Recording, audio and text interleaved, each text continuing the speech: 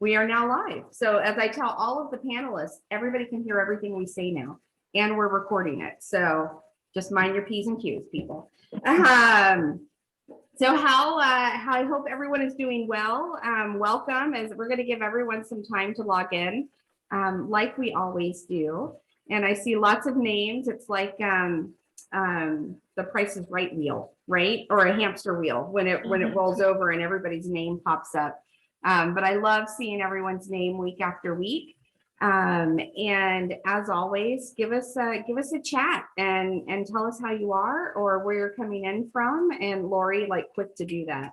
Hey, Lori, Steve's in DC. Just thought I'd let you know that. So you have groups in your area, which I love. Again, those of you that are new, I just expect that everyone's on here week after week. My name is Sherry Bailey. I am with Connect Travel. We are a tourism and marketing events company, and we do events throughout the year, but we're really excited to talk about the partnership that we have with SYTA and with US Travel coming up in September. I'm going to let Carylann talk about that. We wanted to focus, and so many questions come in week after week about student travel and what's going on with student travel and how is it recovering and what we can expect for the summer or even into the fall. So who better than to grab operators from all around the world that specialize in students and the Student Youth Travel Association to give us an idea of really what's happening globally within this market and what we can expect from it, because so many of us around the world need this market and really are looking forward to it coming back strong. So with that, I am going to do some introductions, and everyone can introduce themselves and their company so much better than I can. So we're going to jump kind of right in and have everyone tell us who they are, where they are, and kind of what they focus on. And we're going to start with Steve. All right, welcome everyone. I am in Washington, D.C. right now. My name is Steve Maehl. I am with Global Travel Alliance. I'm the Vice President of Field Operations. I'm based in Orlando, Florida, but we have offices across the country and we operate tours in about 40 countries. And I also am privileged to be on the board of directors with SYTA for the last 4 years and currently serving as the president of SYTA. Thank you, my friend, for being here, especially when you're out with a group and working. So I certainly appreciate it. But I am super excited you're out with a group. I'll just throw that one in there. Adele, what's going on with you? Hi, everyone. It's really great to be here. My name is Adele Youngs. I'm the co-founder of Live Travel and Tours. And as you can probably tell from my accent, I'm based in the UK, just outside London, where it's the evening. So good evening, everybody. And Live Travel and Tours specializes as a tour operator and receptive in high school groups coming to Europe, mainly with performing and educational trips. And I serve with Steve on the SYTA board, and I'm also honored to be the current SYTA vice president. Thank you for giving up your dinner time for us. And I am just super excited to see your face right now. Shannan, tell us what's going on in the future. Good morning, everybody. Welcome to Friday, the 7th of May. I'm Shannan with Live Travel and Tours. I work with Adele, but I'm based in Australia. And I also run our London International Music Festival. So we're kind of covering all parts of the world here, not just Europe, UK, but Australia, New Zealand. So yeah, it's Friday, it's the future, and things are looking good. Well, you know what? That's the good news business, right? So there you go. I love it. Marcie, how are you? We're same time zone, so nothing really exciting to talk about unless, you know, your temperatures have dropped again. So yes, maybe. Yes, thanks, Sherry. Yes, I'm Marcie with Ellison Travel and Tours. I'm based in Vancouver, Canada, but we do have offices across the country. And we are a travel agency and tour operator, but for educational travel, we focus on curriculum-based travel for students and youth, and also community-based groups, and both inbound and outbound to Canada. And this age ranges from elementary to college or university. And we do specialize, as kind of like Adele said, in performing tours. And we're the appointed vendor for some music festivals in Canada. And I'm on the board as well with SYTA, and that's been a great year for me. And we're kind of hibernating here in Canada. I guess we'll talk a little bit about that. There's a little late hibernation happening up here, but we'll talk more about that later. Well, I appreciate you taking the time to be with us. Thank you. Welcome. And Yvonne, I mean, you get the gold star because you're staying up later than all of us. So tell us about your company, and Yvonne is in India. For those of you that he'll tell you. Why am I telling you? Go ahead, Yvonne. Yeah. Yeah. Hello, everyone. A very good evening to all of you from India. I hope you and your family are safe and keeping good health during this ongoing pandemic. My name is Avan Goel, and I am the founder CEO of Prime Explorer. Our company aims to offer global exposure programs to the school students at a very early age of 12 to 17 years. I have been lucky enough to lead the only company in the world to organize education programs across 7 continents. And we had connected with hundreds of schools from Asia and completed more than 180 programs with involving more than 4,500 students in close than 32 more countries, and covering all the 7 continents for the global exposure of the young minds. We are hopeful that it continues on the journey to enrich young minds. Our programs mainly focus on cultural exchange along with the exposure to science and technology, and our clients have been delighted with our products and services. That's all from India. Over to you, Sherry. Yeah, thank you. Thank you so much. And Ryan, what's going on with you? Hi, everyone. I work with Global Travel Alliance as well with Steve, and I oversee our educational programs. And yeah, I'm really encouraged for what's been happening for all of us, just the positive news in the news, and also just in seeing things picking up, and excited to be on this call with some heavy hitters. I decided to book a hotel room tonight just to try to compete with Steve, because it's fun to feel like I was out as well. He had to one-up me though and go to DC and lead a group. So anyways, here we are. But you know what? You're out there. You're contributing to the economy. Well done, Ryan. Roughly 30 minutes from my house, but yeah, it works out. It still counts. It's still a bed tax. It still counts. That's all I'm saying. That's what every DMO is thinking on this call right now. And last but not least, my very dear friend, Carylann, how are you? Thank you for setting this up. I'm so excited about this conversation. How's SYTA? We're doing great, thank you. And just excited to be a part of this group. And thank you again, Sherry, for having us on board. As Sherry mentioned a little bit earlier, we have been working together with Connect and US Travel Association with IPW coming up in September. And we have an opportunity to provide education to attendees, and SYTA members as well are encouraged to participate. And it's really part of our global strategic plan, which Adele will touch on later on. But I'm just really excited. And, I just wanted to share that this is going into SYTA's 25th year of student travel, which is super exciting. And you'll be hearing a lot from us over the coming year. And then also for myself personally, it's been about 10 years now working with all of you. So every time I see everyone together, I get inspired about what we all do. So thanks for giving us this opportunity. Absolutely. I will age myself, but Shannan and I are right there together. Not me, but we were on the board, right? It was what, 2009? Mm-hmm. I think it was 2009, 2009 that we were on the board of SYTA. So it never leaves your blood. We are super excited to just jump into this conversation and really learn what's going on in the student market, kind of overview of how it's recovering, and everybody on this call wants to know what they can do to help. So Steve, I'm going to start with you, Mr. Current SYTA President. And let's talk a little bit about, kind of what the market looks like right now. Yeah, thank you so much. And thanks again for hosting this. Thank you for any SYTA members we have on the call. There are lots. I'll send you a copy of the chat later so you can read it. There's lots. Perfect. Yeah. All right. I can't see the chat, but thank you again so much. So I am super excited. I don't know how long it's been since I've been this excited to be on tour. I've been doing this 20 years and I am in Washington, D.C. With a group, my first time back with a group in a year. I've got a group of 75 here. We've got a couple other groups, at least 200 or so in the city.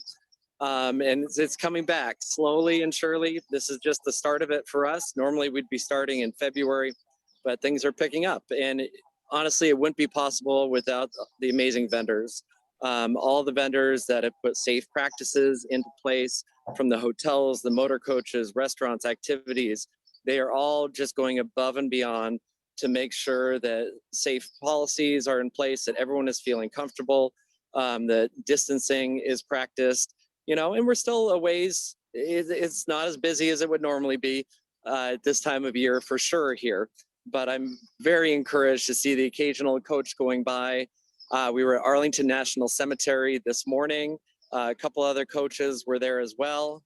There's a couple other schools here at Pentagon City Mall. So we're getting there. Last week, I was with a group in Tennessee and North Carolina. We toured the Biltmore, did a lot of outdoor activities, spent time in Pigeon Forge and Gatlinburg.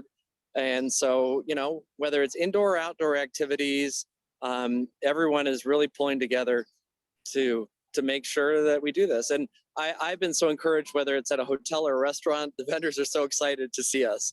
And that really warms my heart. They just have mentioned over and over how happy they are to see student groups again. So not on the chat because I'm on my phone and I will have to leave soon, but our contact details will be on there. And if anyone wants to know what it's like firsthand being back on the road, certainly reach out to me or anyone at SYTA.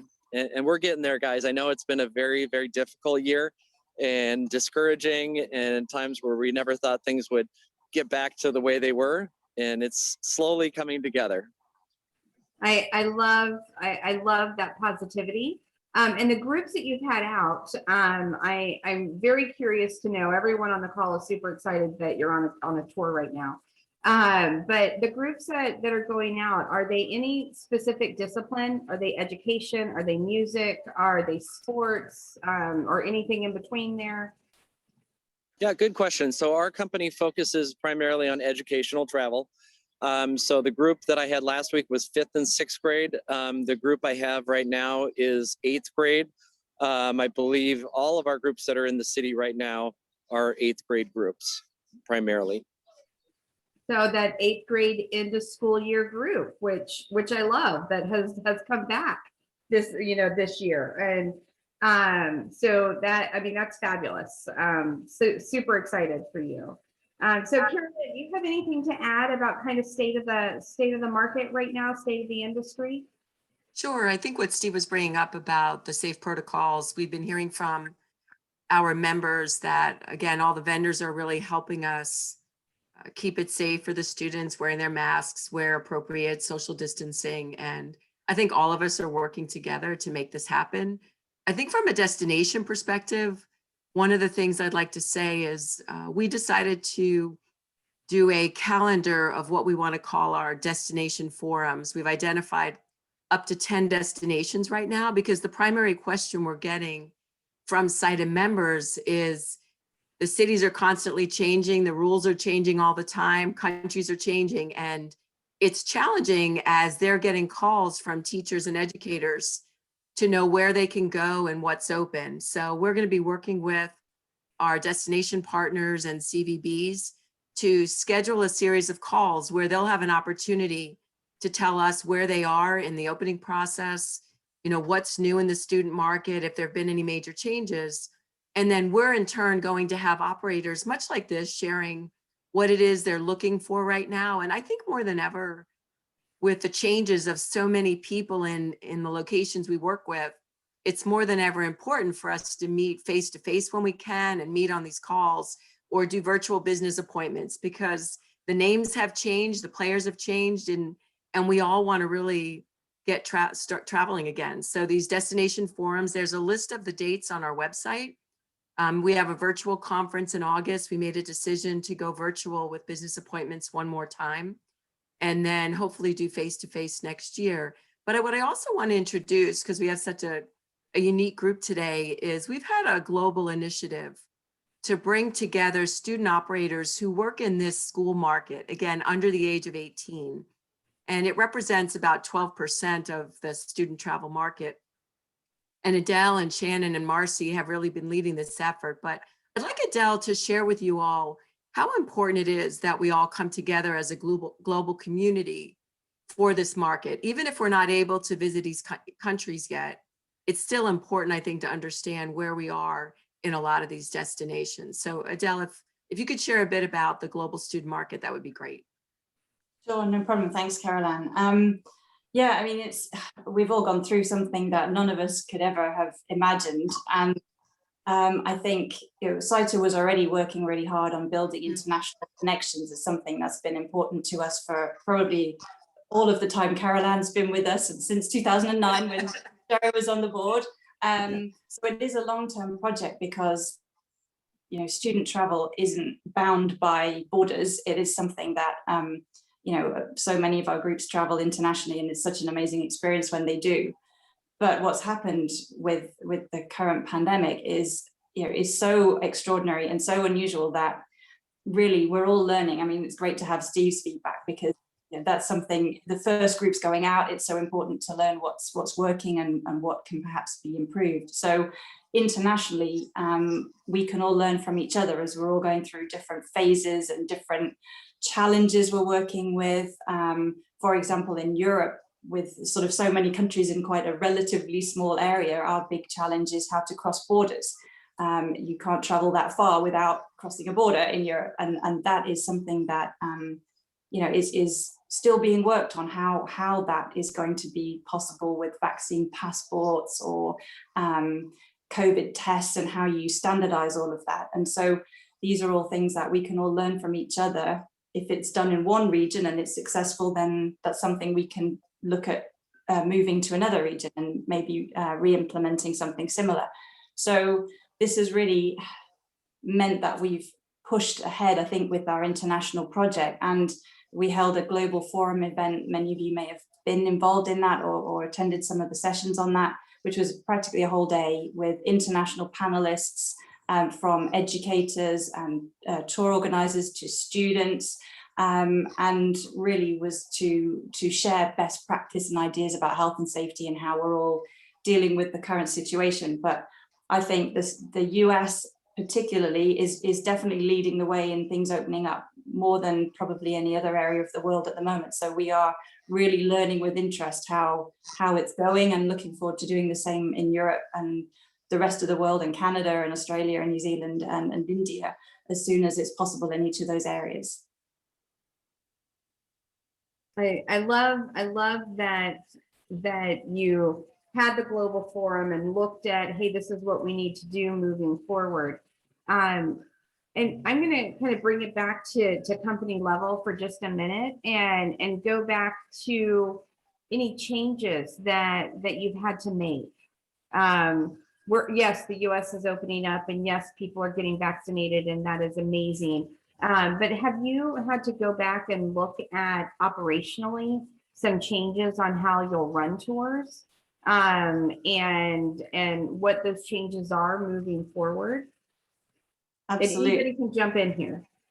Yeah, I'll kick it off if that's okay. And absolutely we have, and I'm sure everybody's done very similar things, which is that we've had to look at how we design tours. We've set up a whole separate collection of tours that are much more flexible, that don't travel around so much. They're not so many different hotels and so on for all the different concerns people have about safety and cleanliness and so on. We've made them much more, people can pick and choose a little bit more what they do depending on their own comfort level.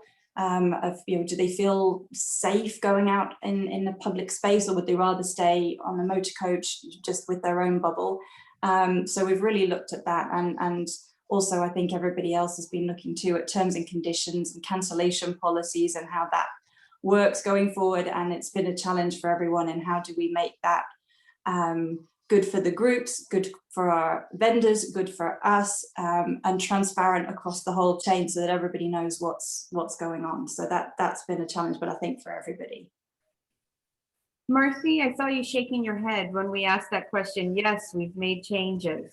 Tell me what, how has that changed for you in the company?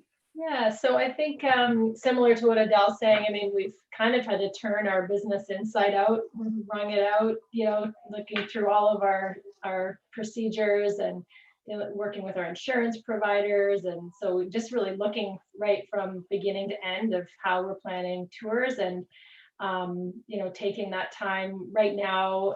As I mentioned, in Canada, there's still quite a bit of hesitation for travel. So we are looking at what our counterparts are doing in the US to learn and prepare, seeing what's working and so on. And as Adele said, this is a time where we're going to be working together as an industry more than looking at what we're not doing together. But so similar to Adele, looking at, we're looking a lot more at Canadian destinations because we're knowing that there's more likely going to be quite a focus on local travel.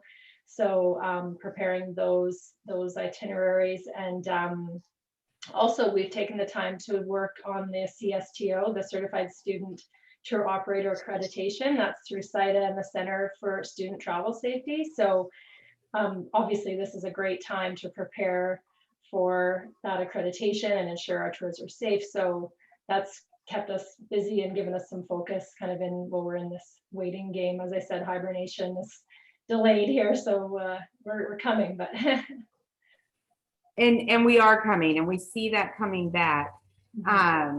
Ryan, education groups, tell me what have your destinations changed?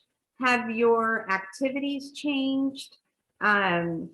Everyone on this call wants to know from all of you if you're looking at contracting new destinations or activities. I'll just throw that out there so you can touch on that whenever it's appropriate. But how has COVID affected kind of what the content of your tours moving forward? Yeah, good question. So a lot of what we do, I mean, this is like what everyone does, is we respond to the school or the teacher or whatever it might be, right? And so we have a lot of groups that have been faithful to us for a really long time, and maybe they did Costa Rica year over year, right?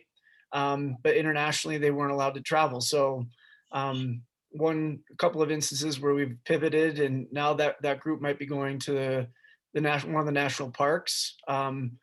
We pulled off something pretty neat with a group that wanted a similar experience to what we do in Costa Rica, and a SYTA member stepped up and helped us in Puerto Rico as an American destination. And so some really neat opportunities are opening up that I think were always there, but we were sort of, the teacher was set and we were set on following what they were doing. On the East Coast, we've added in a new destination, and teachers are looking at other destinations like Pittsburgh. My hometown just happens to be, but so things that I never thought would happen, because I'm a huge fan of New York City, as many people on here know, but seeing people open up to other destinations has been pretty neat. Obviously we've had to scramble and learn, but that's sort of been part of the fun of it all. What did Marcie said something that made me think of something. Also interestingly enough, and I don't know if you guys are noticing this, but the way we're reselling and selling trips for 2022, the teachers or the school or whoever we're working with is far more understanding when we talk about a flexible schedule or if available. And so I think it's giving us a little more breathing room, whereas things were getting pretty intense with how the itinerary has to happen, and we've got to deliver on this thing. Whereas I think now people are starting to look at this like, okay, we can be a little more flexible, and we understand a little bit more of the challenges behind delivering exactly what was promised. So we've heard that consistently through conversations week after week, that you've been able to take a step back. Operators have been able to take a step back and look at their programming, and if we're to find a silver lining anywhere, right? It's looking at different destinations, new and different activities you can add, and And because we did get so wrapped up in the, oh, we have to just move on to this group and this is how we've always done things. And I think across the board, no matter what industry you're in, this has given us the time to do that. Yvonne, Oh, sorry. it's a little different for you. I'm sorry, Shannon, because you know I'm coming to you next to figure out how in the world you're going to run a music competition and what that looks like. So I just preparing you for your question you're going to get asked. What changes did you make and how is that going to look? Now you can think about it. But Yvonne, obviously with India, your groups are long haul. I know, you know, from people we've talked to before, the intent to travel is still very high. But what has that changed about your groups and your planning process? Yeah, the intent is always there in the Indian market for the exploring new countries for the student travel. So yeah, we have been working on developing new itineraries, finding out new locations, and I also think that in the coming times the schools will be more restricted to lesser cities. As with the Indian students, we used to travel more in covering more cities. So with this, post COVID, they would be preferring to restrict their travel and have more coverage in one city rather than going into various multiple locations. Of course, technology is one thing that we get the time. Since this travel industry has been quite unorganized in India, especially the student travel. So we as a whole organization, we got good time to get the technology included in our programs and in our delivery. I am also, the SYTA being into picture as Carylann is talking about. So if SYTA is also coming up with the Indian plan, and we have also, trying to organize this student travel market in India, that would bring in greater opportunities for all the people across the globe to have more business with India and inbound and outbound both sides. So yeah, these are the things that we are still focusing upon, developing those new itineraries, and including more involving more restricted travel and giving more safety and security measures which were not there in Indian student travel by using SYTA or with connecting with other partners. Nice. All right, Shannon, I gave you 3 whole minutes, right, to think about the answer to that. But you were going to jump in. So jump in with the comment that you had, and then I'll ask my question again. Yeah. And then I'll try and remember. I wanted to follow up just quickly on what Ryan was saying about teachers being more open and more understanding about having more flexibility. And I think that's one thing going forward too, particularly in what, and Adele and I work on with, specializing with performing groups, is managing expectations of travel that not, because everybody previously knew that they wanted to do that trip to that area and we do this, this, this, and this. And now it may be that you have to pull back a little bit or look at another destination, or perhaps the inclusions need to change for particular reasons. And so I find that those conversations are starting to happen now between clients and their clients, and in managing the expectations of the travellers. And I think, particularly the students are pretty fine to go anywhere, but it's more the teachers trying to fit into a mould that they've previously understood and known inside and out, and us working to help them expand those expectations, I guess, to look at new things. So, yes. And parents, right? I mean, that's all talk about. It's teachers, it's students, and the parents. So you have an extra layer that you're working with. Yeah, so I think that's a good thing, and that's actually beneficial for all of us, because we can then develop new things and new exciting things and keep it fresh. And on the question of running a music festival, what does it look like now? It's looking great. It's happening in October. Virtual, but what is virtual going to stay a part of music competitions, do you think, moving forward? Well, our festival is slightly different in that it is non-competitive, and we do welcome groups from around the world. And some are still desperate, irregardless, I should say, or regardless of travel restrictions at the moment. They're still desperate to get to the UK. They're not allowed in just yet, but we will work on that. So we have just rescheduled it to later in the year, which also provides opportunity for us to engage a lot more local ensembles as well, and including the student market there, that they're keen to perform together because everybody's been rehearsing and some have done concerts online, etc., etc. We ran a virtual event last year. I don't want to do that, but the way things are opening up now, it's looking positive for bringing people back together in some form of community efforts to perform together, whether they're restricted by numbers in a space or to actually, you know, in their bubble go and do a workshop or something along those lines. It's all systems go. So, yeah. I love that. So I want to get to two questions before we move on. One was from Pam and Ryan. I don't know if you are familiar with the groups that Steve has had this week and last week. Do you know where they were traveling from? Yes, one was from the Keys in Florida, and one was from Central Montana. Perfect.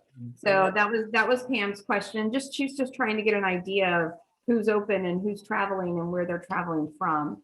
And then Myron has a great question in regards to what we've been talking about. There was a comment, and Carylann, I think your webinars that you're starting and destination forums are amazing because we have had a hard time for the last year keeping track of who's where and what's open.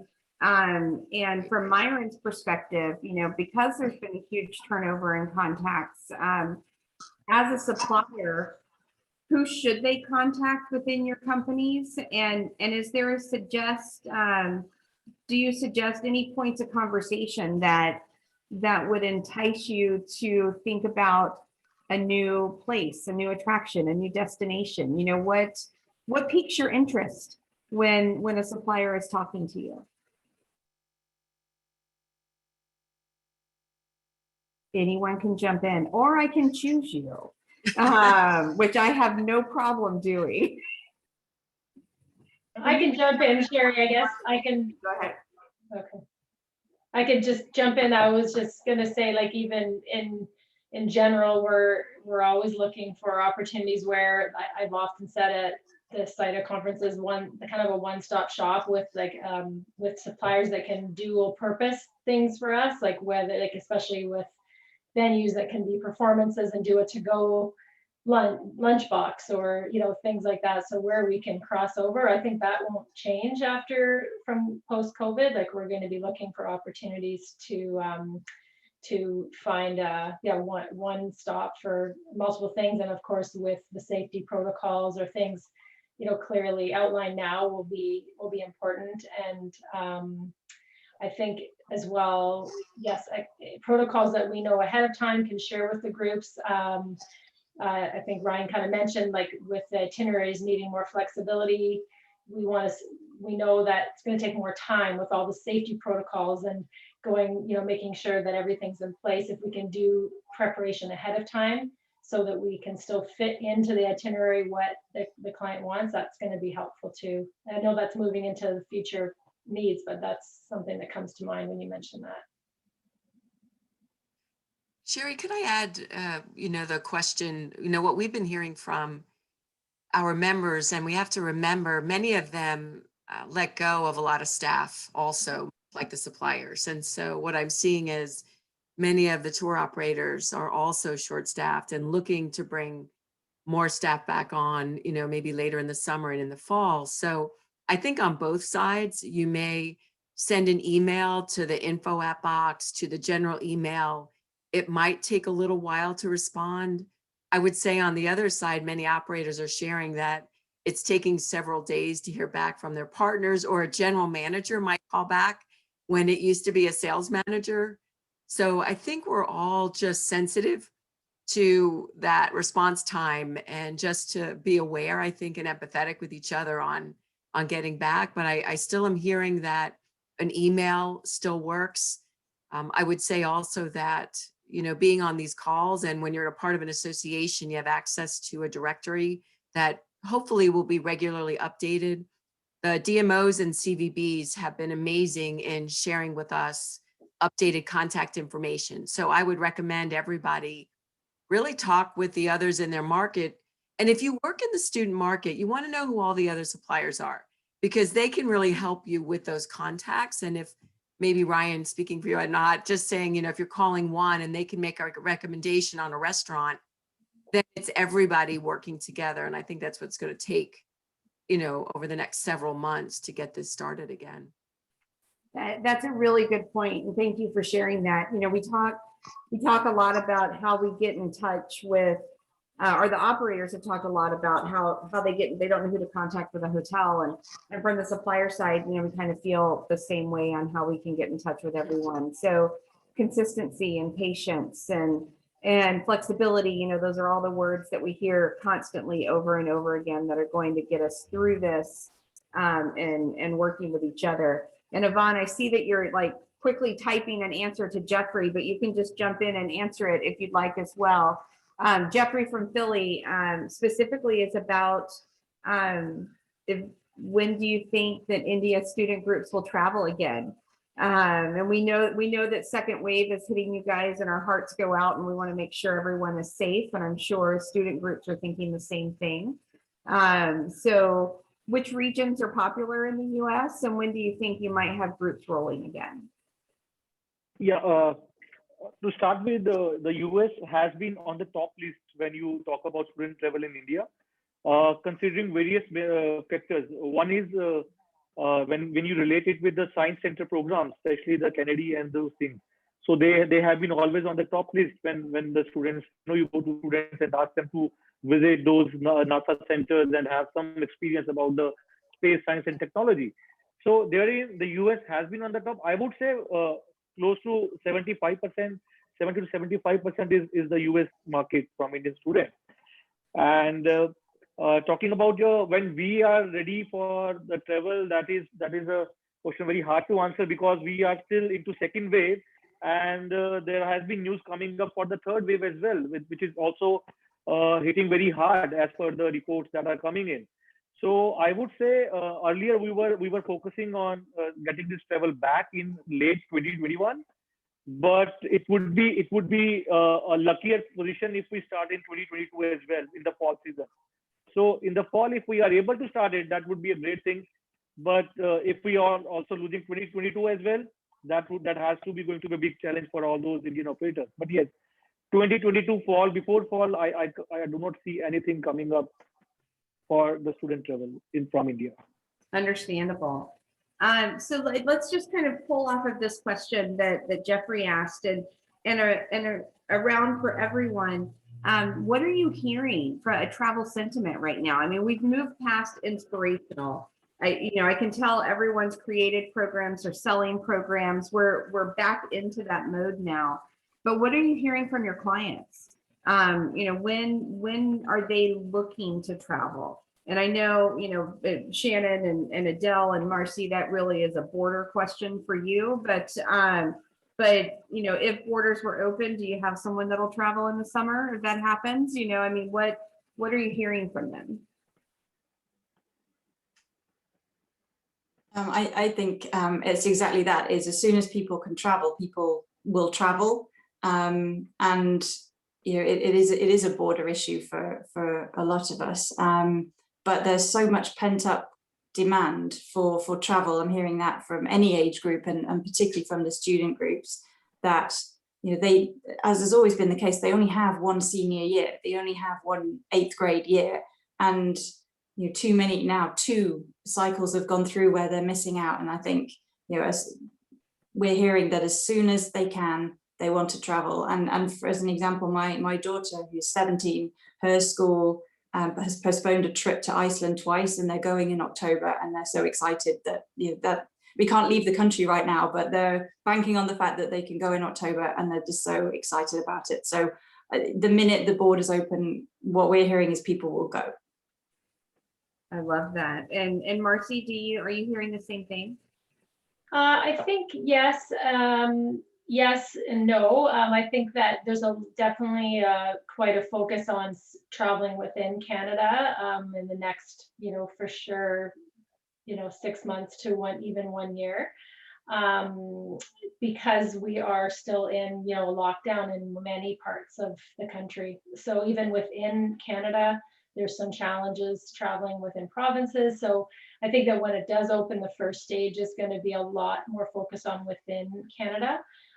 We're definitely open when the borders open, and I'm sure that I think the minds of our clients will open more as that happens as well. Definitely. Sorry, I was just going to say, and in this part of the world, so obviously borders because we're islands, talking for Australia and New Zealand, states, we're now finally here in Australia, finally the states are open to each other. Most of the states were closed off to each other. So that was one thing. And only in the last month, the travel bubble between Australia and New Zealand, because we both currently have mandatory, as the New Zealanders call it, managed isolation, and in Australia we call it quarantine. But it's a 14-day compulsory hotel quarantine period on entry, and you can't just hop on a plane because you want to come to Australia. You've got to have special, basically dispensational permission to come. We need permission from the government to leave, and that's only for special circumstances. So pretty much we can't go anywhere except to New Zealand if we want to. As far as the student market goes, ski trips to New Zealand, and there are a couple of other festivals that run. They won't happen until next year, just because both of our vaccination programs are behind everybody else. We started much later. And so entertaining any thought of a student group traveling even just to New Zealand, even with the bubble open at the moment, I can't see that happening till next year. And they're talking general travel to return maybe by the end of this year and into next year. New Zealand's just opened up to the Cook Islands is the next bubble that they're starting next week or the week after, and we're talking with Singapore. So it's kind of slowly, and the bubbles really are just citizens of those countries could go between without having to quarantine, but then the vaccination thing will come into it if you're a vaccinated traveller and whatever else goes on with that. So, yeah. All steps in the right direction, though. Maybe slow. Always good. In the right direction. So Ryan, when it comes to groups that are traveling now, you guys work primarily with education. So I'm gonna, I will throw this out to everyone. Do you see a difference in the travel sentiment between market segments? And Carylann, you may have a good perspective on this. If it's sports or entertainment or education, and Ryan, specifically for you, public school, private school, homeschool, right? Is there a different travel sentiment that you're seeing with people as far as when they want to travel or if they want to travel, depending on that segment? Yeah, across the board, everyone wants to travel by 2022. I mean, we're getting everyone outside of everyone has those angry ones from the past, but even some of those are winning back. But the sentiment is definitely 2022. One of my largest schools, they want to talk about travel right now, but they can't until the fall, and they can't launch to the fall. But all the teachers at the school want to go on a trip to Costa Rica right now, and they're begging me to take them, and we're trying to figure it out. So it's a strange mishmash by region, by school. I mean, I wouldn't say private school has been different than charter, than public, than homeschool. It's just very weird. Is this going to change your travel pattern where most of your trips might have been, or traditional student trips, a lot of it, at the end of the year? Do you think they'll have more in the fall if things are open? Yeah, I think we've got to see what happens this fall, because we've had quite a few reschedule or conversation about the fall. Although I would say this seems to be pushing most of the trips even further outside of school days, as opposed to keeping them in school days. Although that's even weird in some of the districts I'm in as well, where it's the school wants more control. So, but generally speaking, we'll see it once these travelers have traveled now, maybe in a different time in June, or maybe the groups that rescheduled to the fall, they have an experience that's really I know they'll have a great experience in the fall. Maybe that'll change how things go down. So does that answer? Point right now, see, have you done any I'm sure. Have you done any studies or conversations? So what are we hearing from that level? It's a great question, and so I have a couple of thoughts. We are just about to release our student travel business barometer.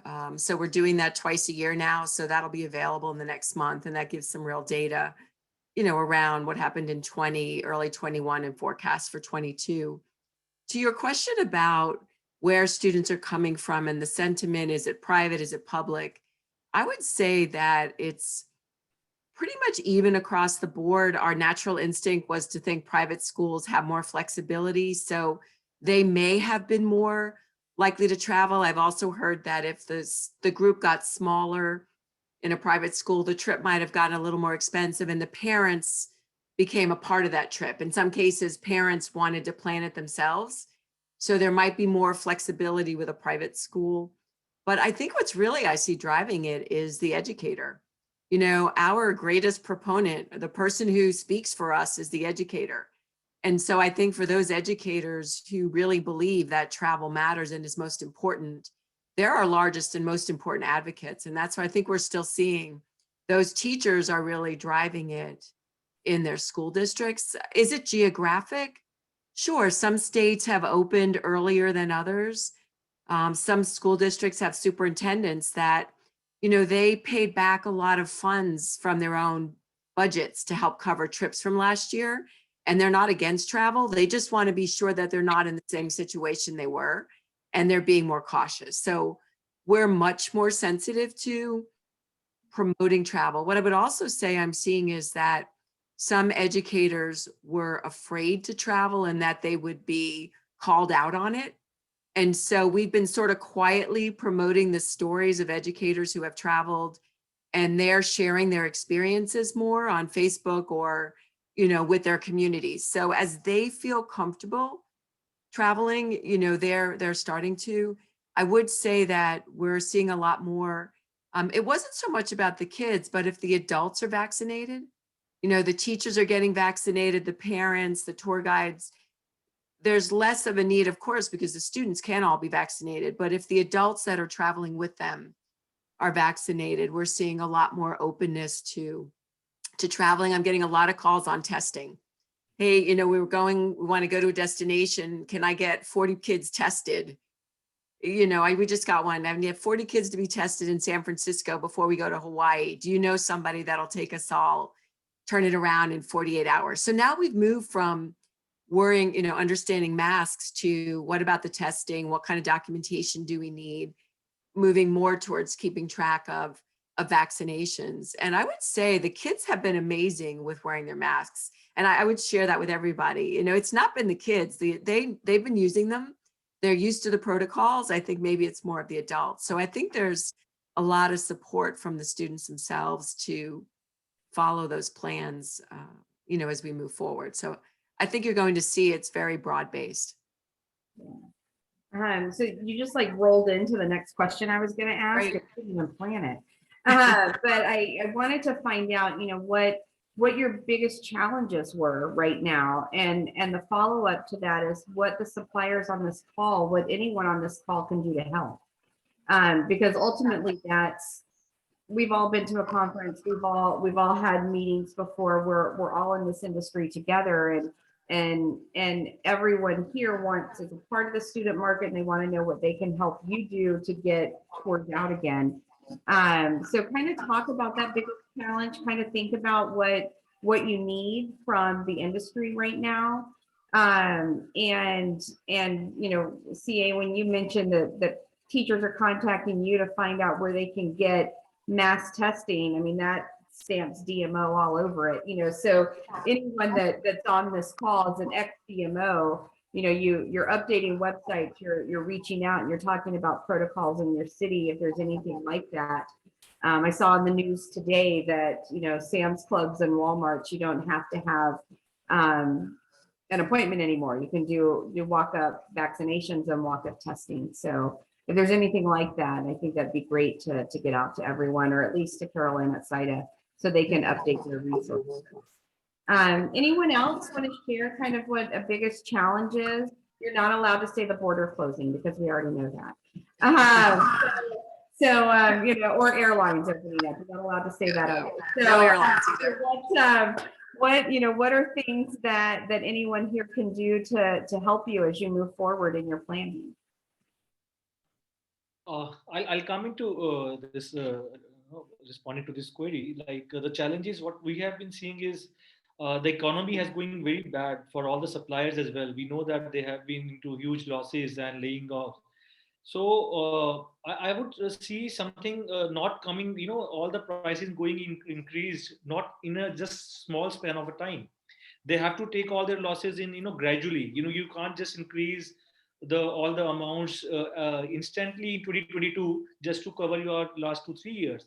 So my suggestion for all the suppliers would be to take it slow. Yes, there will be increase. We all have been understanding that you need to cover up those losses, but take it very slowly, so that the market also comes, it becomes active, it comes to the back normal position. And once it comes to the normal position, then you can also support all those things, and then start increasing those fares, or those start increasing your prices. That is one thing I have been looking at, and my suggestion is. That's a good one. Maintaining prices. Or if you've had tours that have moved from 20 to 21, or now 21 to 22, depending on what they can do, is maintaining that original price for you, so there's no increase moving forward there. And I don't remember, I think it was probably Marcie that mentioned T's and C's earlier, and kind of looking at those terms and conditions. And is there anything moving forward differently that you've been looking for, that you need help from suppliers with?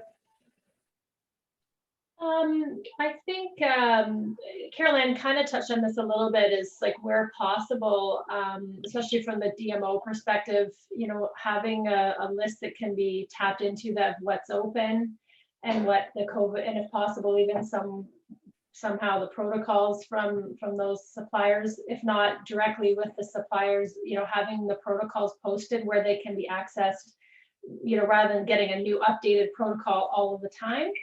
I feel like having it posted and easy to access on the website, so then as it gets closer to travel, we can pull the protocols and prepare the schools, would be great. For performing venues, just ways that we can spread the students apart if necessary. Maybe for attractions, sometimes, or even meals, like private, places for more private dining, or attractions where they can have the space to themselves a little bit, somewhat maybe more exclusive, even if it's an early morning visit or an evening visit, possibly, like something like that might be interesting, just as contactless as possible. I think we know vaccines are coming, but masking, and this isn't going away, so we still want to keep those protocols. So, and as I mentioned, just having anything ahead of time helps us to keep the itinerary moving. Any protocols we can prepare for. Sherry, to that point, also when you mentioned terms and conditions, I wanted to follow up. We have seen conditions where the suppliers are being more flexible on deposits and payments in advance. I don't think anyone wants to be holding, hundreds and thousands of dollars in deposits anymore. I think that there's an understanding now, if anything came out of COVID, the transparency that needs to be there, and how we collect those funds and how we pay those deposits. And I just have to do a shout out to so many of the suppliers who stepped right up to help the tour operators with refunds and deposits. I mean, it was incredible in so many cases how they responded, and we really, really appreciate and recognize. There were some unique situations where it was more challenging than things, but I would say overall we get a question all the time. And I'd also have to share that the operators did their best, and I'll say it out loud, that they did their best to refund as much as they could in situations where they had it, and are still working on it. I still hear today tour operators who are working to get back refunds and credits. And again, I just think I was amazed at a community. And so when we are all working together like this, then we can assure schools and educators, but I think you're going to see a change in deposits and how we contract for those dollars. And then on another note, with the pricing, we anticipate, we also have the SYTA Youth Foundation where we provide travel scholarships for students, and many of the suppliers and everyone has contributed to it. And we anticipate a lot more families are going to need help in 2022. It's, we want them to get traveling. We're going to have a scarcity of rooms and flights and tickets.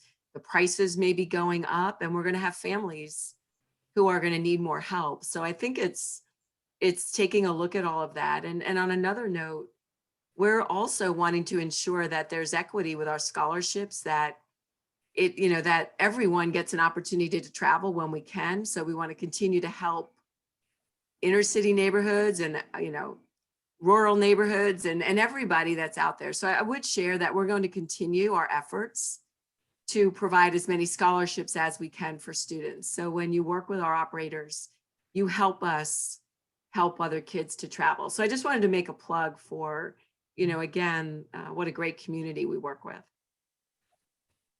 I could not agree with you more. I'll add on to that. Rich Gilbert has a great comment that he wanted to share. Best thing for a DMO to do is stay updated on friendly dining and attraction with reduced capacities and staffing shortages. There are some places not taking groups right now that used to. So stay up to date on what's going on there. And quickly before we run out of time, Greg Dotson, I hope you like your new job, my friend, has a question. Really just curious as far as cancellation policies, attractions versus restaurants versus hotels versus transportation. Is there anybody doing it better? Are they trying to stay consistent within those segments of vendors that you work with? Just curious as to if you have a comment on that. I'm finding that everyone's been very flexible, and just to encourage that, we are getting people, and I'm doing this personally for travel too, but people enrolling very late. We've got people who opted out who are now opting in last minute, and it's not an easy business decision, but it's the right decision. So it really helps when a hotel says we can make that work, or a restaurant says we can add that, or who knows about the airline sometimes. But anyways, it's that's been a really big help. And the only other thing I want to say is having those lists, like what someone had mentioned with like restaurants that are open and whatnot, I think also helps to communicate some of that out during this as well, as opposed to us trying to find it or come to you all. We've had restaurant challenges throughout this last couple of weeks, and we started looking on our own, right? So sometimes having some of that coming outbound was really helpful on our end. Perfect. And one way to do that for those on the call is if you send us, so we're promoting the DMOs who are CVBs who are publishing, so they send us their information and we send it out. But if anyone has updates, if you send it to us, we'll also get it out to our community and publish it socially. To Ryan's point, there's no easy, we've tried to keep a database of all this information, and it's too much going too fast. So send it to us and we'll do our best to get it out there on a regular basis as well. And then everyone is sharing that information, across our operators. And I told you guys this would go fast. It's like we have 1 minute. So we're going to wrap up really, really quickly. But I could continue this conversation for another hour, but I wouldn't make Yvonne and Adele stay up that late. So what about me? For you. Yeah. Fine. 4 a.m. You're already up. I haven't gone to bed yet. You okay? I've been on a trip with you before. You're going to be fine. Yeah. What goes on tour stays on tour, Sherry Bailey. I know. I know. Yeah. Cell phones and like recording devices, they aren't good for me anymore. But thank you guys all for being here. I really appreciate it. Everyone's contact information will be on our follow-up email tomorrow. I know that there are many more questions that are out there for you, and every one of the panelists, including Carylann, are happy to answer any questions that you have. You can reach out to them directly and they can help answer those questions or brainstorm with you. That's just who this group is, which is awesome. So Ryan and Carylann and Marcie and Yvonne and Adele and Shannan, thank you for being up late or early. Thank you for staying with us throughout this hour and sharing your ideas of what's going on within this market.